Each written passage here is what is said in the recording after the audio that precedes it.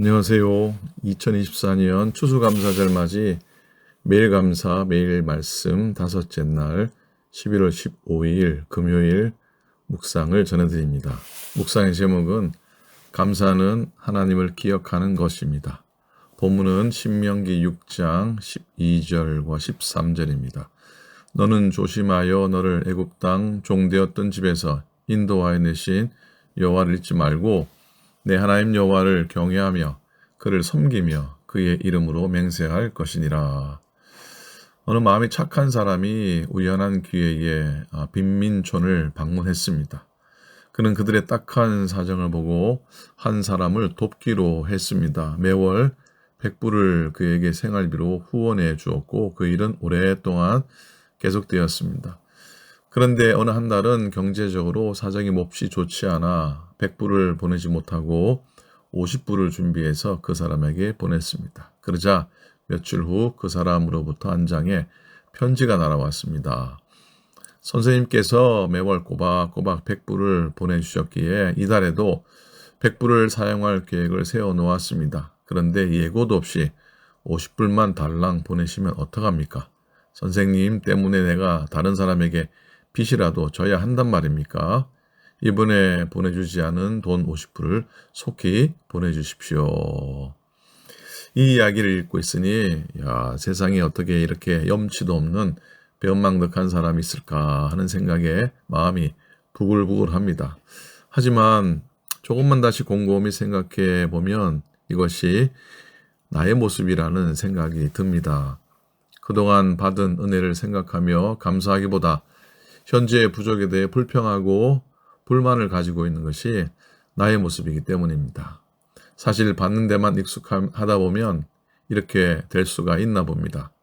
감사는 사라지고 받는 것을 당연하게 생각하는 겁니다. 오히려 주다가 그치면 그동안 받은 것에 감사하기보다 선한 마음으로 베풀어 준 사람에게 원망을 하고 타박을 합니다. 때문에 가장 가르치기 어려운 산수 문제는 받은 은혜를 해야 하는 것이다 라는 격언이 있습니다. 우리는 이렇게 기도하면 좋겠습니다. 새로운 은혜를 구하기보다 받은 은혜를 기억하게 하소서. 채워달라고 떼쓰기보다 베풀어 주신 은혜를 소중히 여기며 감사하게 하소서. 지금까지 받은 은혜를 헤아릴 줄 아는 지혜를 주소서. 신명기 6장은 모세가 모압 평지 광야에서 가나안 땅 입성을 앞둔 이스라엘 백성들에게 한 설교입니다. 무엇보다 너를 애굽 땅 종되었던 집에서 인도하여 내신 여호와를 잊지 말라고 하십니다.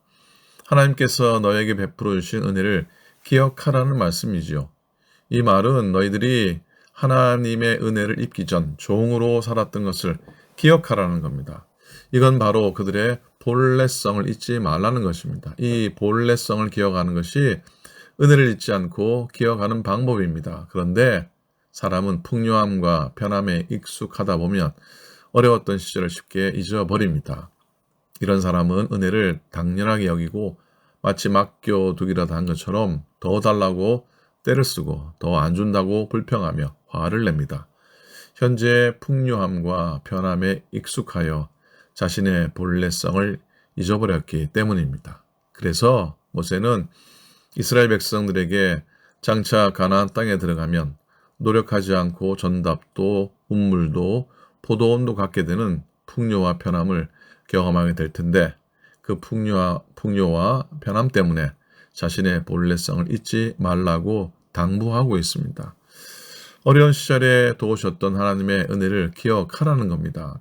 그래야 항상 은혜 속에 머물면서 감사가 넘치는 생활을 할 수 있습니다.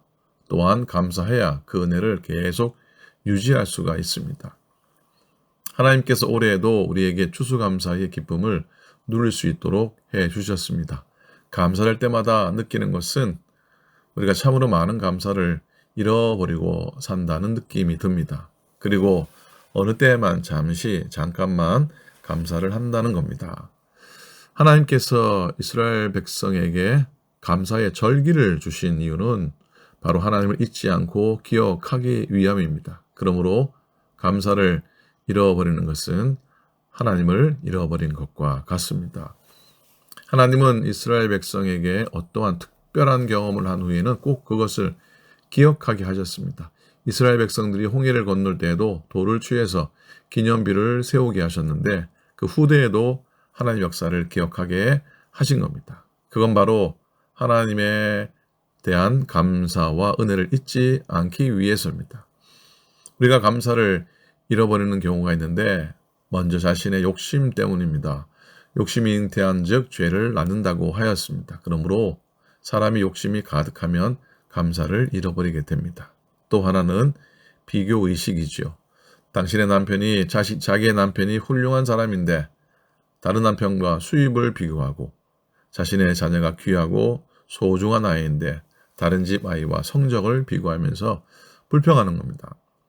감사의 고백은 하나님의 은혜에 감사해서 나오는 표현입니다. 그래서 감사가 많은 사람일수록 하나님과 가까이 있다는 증거가 됩니다.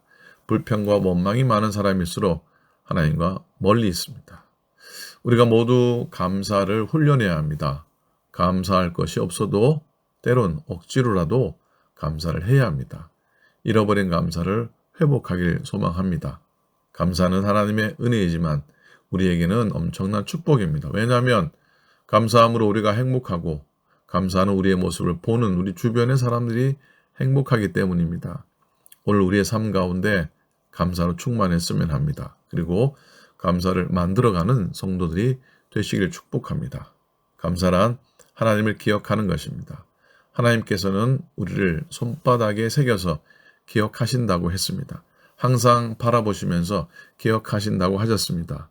우리를 마음에 두고 마음으로 품기 위해서입니다. 여러분, 망각의 은혜는 있어도 망각의 감사는 없습니다. 감사는 은혜를 기억하는 것입니다. 감사는 하나님을 기억하는 것입니다. 기도하겠습니다. 좋으신 주님, 시간이 지나가며 잊혀지는 것이 많고 세월이 지나가며 기억이 흐려지기도 합니다. 하지만 하나님의 인도하심과 하나님의 은혜는 잊지 않게 하소서. 우리를 손바닥에 새겨 기억하시는 주님을 따라 우리도 마음 위에 주님의 은혜를 새기며 늘 감사하게 하소서. 예수님의 이름으로 기도합니다. 아멘.